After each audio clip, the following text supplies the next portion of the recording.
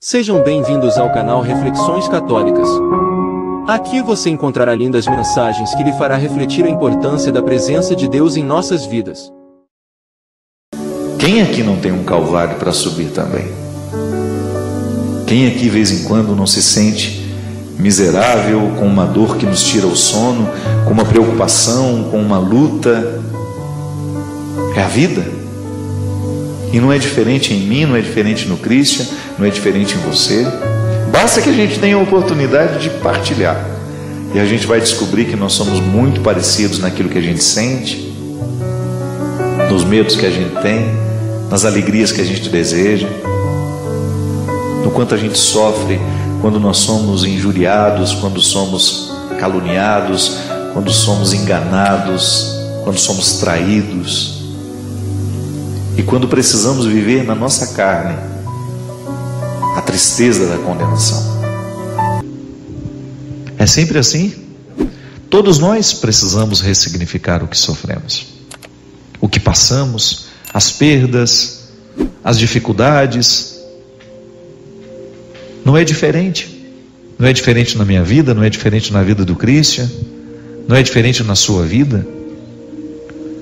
Você também chora a sua dor aí, por motivos que eu desconheço.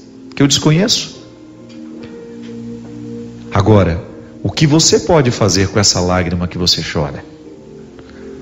Ou então, o que essa lágrima que você chora pode fazer por você? Como é que nós podemos colocar esse sofrimento a nosso favor? Porque é uma regra humana.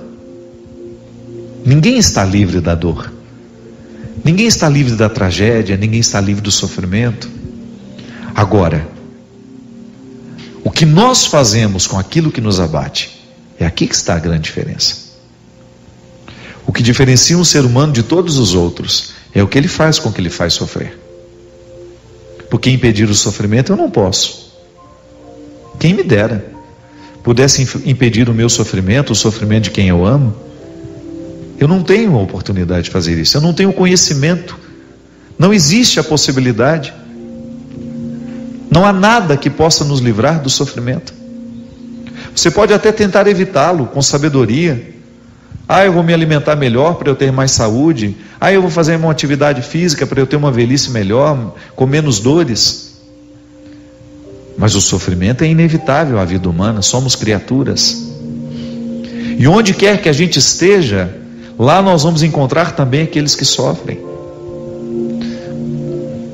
E mesmo nas marcas daquela dor, vou prosseguir, vou continuar insistindo, é o que diz a música. E ali sim nós temos a possibilidade de fazer uma pessoa ser grande, quando ela não desiste, quando ela persiste, quando ela vai. É assim que a gente vai, né? Eu do meu jeito, você do seu, mas juntos. Eu não sei o quanto que a vida te dói, eu não sei o quanto que lhe custa viver, eu não sei o quanto lhe custa ser você, eu não sei qual é a dor que você vai levar para o travesseiro hoje, qual é o desaforo que você está precisando digerir aí, qual é a traição que você viveu, qual a morte do filho que você ainda sente, o que você perdeu. Eu não sei. Eu não sei o quanto que a vida já te machucou, quanto você já caiu, quanto você já se esfolou, o quanto que você já foi prejudicado, o quanto que você já foi crucificado, o quanto você viu o seu sonho desmoronar, quantos você já viu morrer, quantos você viu partir. Eu não sei o que é que você guarda, mas uma coisa é certa: somos muito parecidos. Também eu coleciono uma série de fracassos, e todas as pessoas que eu encontrei pela minha vida, sobretudo as mais interessantes, colecionam fracassos, só que não prestam atenção neles. Tem sempre um olhar voltado para o alto. Não permita que as suas tragédias lhe retirem a satisfação da vida. Não permita que os seus sofrimentos lhe retirem a coragem de continuar. Você tudo pode naquele que lhe fortalece. A dor de hoje não é definitiva e não precisa ser. O fracasso não precisa ser definitivo. É assim que Deus nos faz chegar ao lugar que Ele preparou para nós, através das lutas que vamos travando, para que você também tenha o direito de viver o conforto, de viver essa satisfação de ser quem você é, de ser feliz. E a gente pode extrair um significado de tudo isso, descobrindo que toda vitória é possível, mesmo quando nós estejamos aparentemente fracassados. Mesmo quando nós temos aquela sensação de derrota. Não. A vitória de Deus é preparada em todo o coração, que mesmo aparentemente derrotado, não desiste de lutar. Essa é a grande diferença, minha gente. É isso que diferencia um ser humano de todos os outros. Ainda hoje falava isso, conversava sobre isso com um amigo. Como é importante na nossa vida a gente ter diante de nós qual é a luta que nós precisamos vencer. E eu sempre chego à conclusão que a luta mais difícil de ser vencida é a que eu estabeleço todos os dias comigo mesmo. Porque se tem alguém que nessa vida pode me derrotar, sou eu. Essa consciência fui adquirindo com o tempo e não me desprendo dela. Eu sei que para Deus me fazer um vencedor, eu tenho que lutar o tempo todo para que eu não venha me derrotar. E às vezes a gente vai fazendo escolhas, a gente vai julgando de um jeito que a gente não percebe que está perdendo. Aí de repente, quando você nota, o déficit já é muito grande, o prejuízo já é muito grande. Aí você olha para trás e diz aquela velha frase: meu Deus do céu, o que eu fiz na minha vida? Por que eu tratei aquela pessoa daquele jeito? Por que eu não fui mais próximo? Por que eu não trabalhei menos? Ou por que eu não trabalhei mais? Por que eu não me dediquei mais a mim, aos meus projetos? Por que eu não fui capaz de me amar um pouco mais? E assim, consequentemente, eu ter condições de amar um pouco melhor os que estavam ao meu redor? Por que eu não tive disposição de lidar com aquele defeito tão horroroso que eu tinha e que hoje está muito pior do que naquele tempo da juventude? Por que eu não tive coragem de ser verdadeiro comigo, com as pessoas que estão ao meu redor? Por que eu não olhei de frente para o meu limite, para a minha limitação? Minha gente, mais cedo ou mais tarde, nós vamos nos fazer essa cobrança. Você também pode descobrir isso hoje. Você também hoje pode descobrir o que ainda pode ser feito. Há sempre um tempo reservado aqui de Deus por nós. É um tempo reservado por Ele. Coloque a sua dor diante de si. Seja capaz de compreendê-la, seja capaz de amá-la, de abraçá-la e permita que ela lhe ensine. A dor é mestra, o sofrimento é mestre. Ele pode nos ajudar a andar na direção de um novo tempo, sempre. Ele pode nos ajudar a andar na direção de uma nova época. Muitas pessoas que eu conheci tiveram suas vidas transformadas depois de terem enfrentado grandes tormentas. Você também deve ter encontrado gente assim, que descobriram a grandeza a partir de uma miséria, que descobriram a força, a coragem depois de experimentarem o limite, a dificuldade, a tristeza e a dor. Porque se a gente for prestar atenção, minha gente, naquilo que não está dando certo, se nós formos colocar atenção demais naquilo que está danificado, a gente corre o risco de nunca mais se recuperar. A gente sabe que na nossa vida o desafio constante de se manter sem desistir é bravo, não é brincadeira. É mais fácil desistir. Continuar, perseverar, custa caro muitas vezes para nós. E eu sempre digo que o grande perigo na vida é quando a gente não percebe que está desistindo.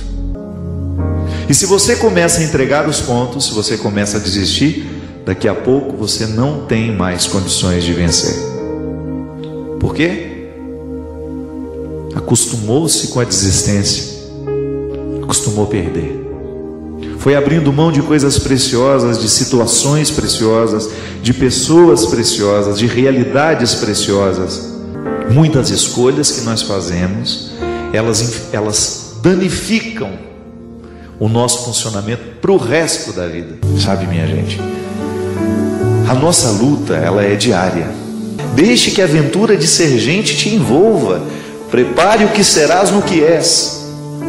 O vitorioso precisa passar pela derrota, é inevitável. Se eu não preciso visitar diariamente os meus sentimentos mais mesquinhos, eu não terei condições de chegar aos sentimentos mais nobres. Se eu não visito os meus fracassos diariamente, eu não saberei receber a vitória que também posso. Quantas vezes nós nos sabotamos com sentimentos ruins, mesquinhos, ciúme. Eu tenho ciúme de tal pessoa. E aí eu começo a alimentar aquela coisa ruim dentro de mim, doentia. E porque é doentio, me adoece. Aí a gente fica amargurado. Por quê? Porque você não alcançou o seu objetivo. E o ciúme mostra para você que você não alcançou aquele objetivo, de ser dono do outro ou de querer o outro para você. Inveja. Quantas vezes nós deixamos de vencer porque nós paramos na inveja que a gente tem do outro? Falávamos sobre isso aqui na semana passada, como nós nos boicotamos, né? E não custa repetir um pouco, porque essa é a nossa proposta, minha gente. É você continuar miserável, porque a condição humana, ela é assim, não tem como. A miséria faz parte de nós. Mas eu estou debaixo da luz da ressurreição. E porque estou iluminado pela ressurreição, eu compreendo melhor as minhas misérias e tomo conta das minhas misérias para que elas não tomem conta de mim. Eu administro o problema, não permito que o problema me administre. Eu sei que às vezes a gente pensa isso. No momento do sofrimento agudo, a gente também quer morrer. A mãe que perde um filho, por exemplo, no auge do sofrimento, ela também deseja a morte. Agora, se ela ousa dar passos na direção de um motivo que possa reconstruir o seu coração, de ressignificar aquela perda, com a oportunidade de amar quem está ali ao lado, ou até mesmo de fazer a ressurreição do filho acontecer através da sua vida, da sua história, ela se torna um território de conversão para quem vê, para quem está junto, para quem participa. Ou então a mãe que tem um filho doente, que vê na enfermidade do filho uma oportunidade de tornar-se ainda mais mãe, que ao invés de lamentar, arregaça as mangas e começa a construir uma história que lhe torne diferente, que amenize o sofrimento do momento. Ninguém prometeu que seria diferente. Quem disse que seria um mar de rosas? Quem disse que seria fácil? Chegar à glória da ressurreição requer passar pelo Calvário. Foi com Jesus e vai ser com todos nós. Não estamos aqui propondo um masoquismo, vamos correr atrás do sofrimento, não precisa não, ele vem. Ser gente já é condição sine qua non para que o sofrimento aconteça. Então não vai precisar correr atrás dele não. Agora, na hora que ele chegar, receba-o do jeito certo. Não permita que o seu sofrimento se transforme em amargura. A amargura nos mata aos poucos, provoca até câncer em nós. Agora, faça do seu sofrimento um degrau para que você possa chegar nesse nesse sepulcro vazio, que é o lugar de todos nós. Que essa dor que sentimos, que essa dificuldade que é própria da nossa vida, que ela pode nos tornar melhores. Que ela não precisa nos condenar, ela pode nos redimir. É redenção, volto a dizer. Toda vez que somos retirados de uma situação desconfortável e colocados numa situação mais interessante, mais reconfortante, a redenção está acontecendo em nós. Também nós sofremos as nossas perdas e também nós sentimos o direito de terminar a nossa história. É sofrimento demais, não quero mais continuar. Eu já experimentei muito isso na minha vida. Eu me recordo de como eu tinha dificuldade de administrar os limites. Depois a maturidade vai chegando, né? Você vai permitindo que a vida lhe ensine, você vai ficando mais paciente com você, você vai ficando mais conhecedor do seu mecanismo. Não é assim? Isso é bom, né? Quando você começa a descobrir o seu mecanismo, começa a entender um pouco mais dele, vale a pena. Porque também encontro pessoas que têm problema, mas o problema não tem aquela pessoa. Então, porque o problema não a tem, porque ela não se deixou possuir pelo problema, ela tem mais condições de lidar com o problema. Diferente daquela pessoa que não tem problema, mas é o problema que a tem. O problema foi tomando tanto conta daquela pessoa, foi dominando tanto, que ela perdeu a pertença. É aquela pessoa que já está desanimada demais, que só fala dos problemas que tem, que já perdeu a esperança. Volte a olhar para o alto. Oscar Wilde, um escritor inglês, muito pessimista com a vida, muito pessimista, mas também escreveu uma literatura extremamente aguçada, bem feita, claro, com uma visão bastante pessimista do humano. Eu não tenho medo de ler essas coisas, então. Ele disse: estamos todos na lama. Eu me lembro muito bem a frase. Estamos todos na lama. É a condição pessimista que ele tem da humanidade, a concepção pessimista da miséria humana. Mas ele completa dando um espaço para a esperança. Estamos todos na lama, mas alguns resolveram olhar para as estrelas. Eu quero pertencer a esse grupo, porque eu tenho a lama da miséria humana em mim, mas eu não quero deixar de olhar para as estrelas, sabe? Deixa olhar que mira o alto. Eu sempre digo, minha filha, que a gente precisa colocar as nossas lágrimas para trabalhar ao nosso favor. Aquilo que a gente chora precisa trabalhar a nosso favor, porque sofrer todo mundo sofre.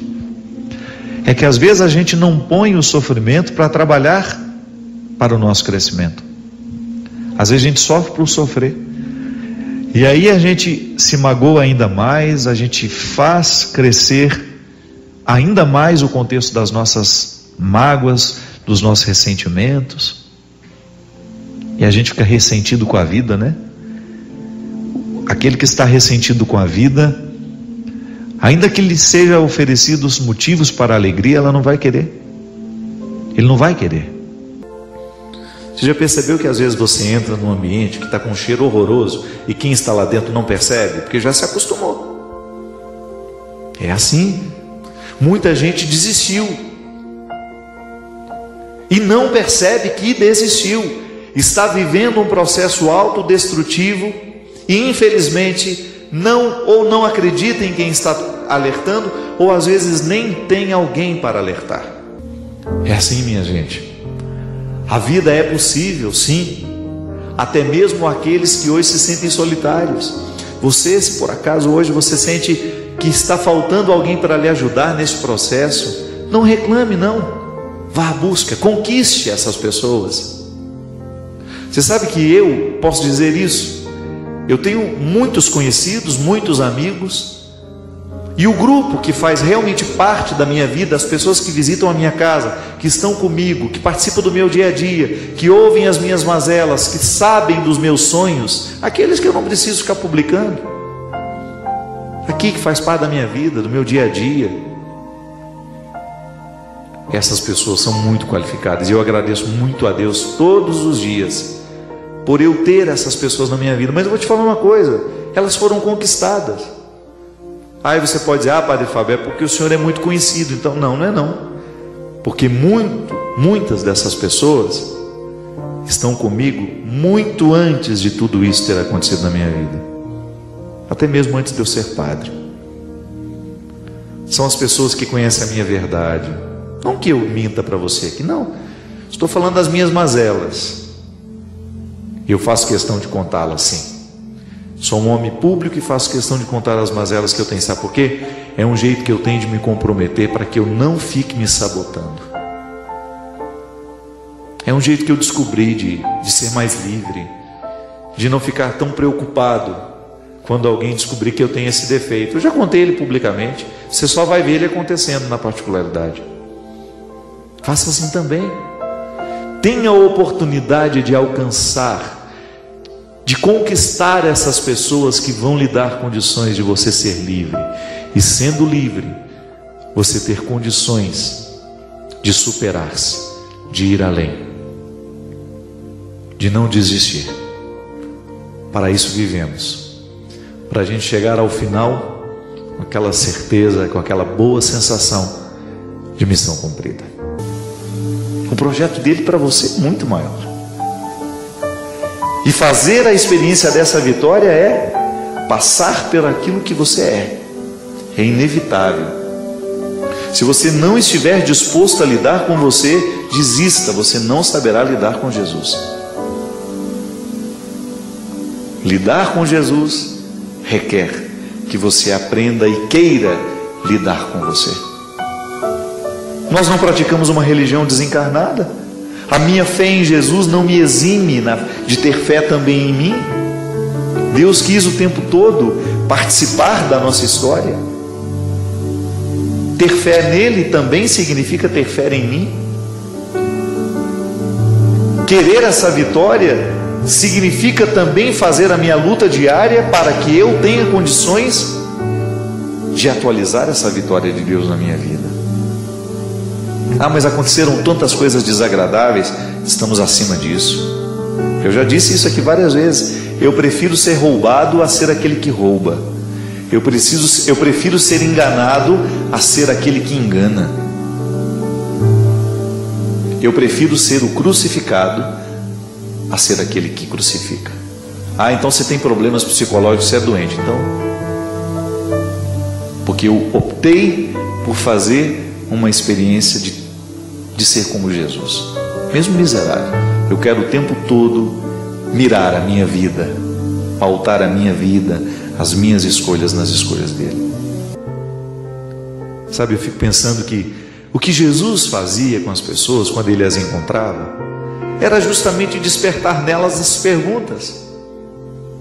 Jesus era um homem que inquietava, ele interrogava.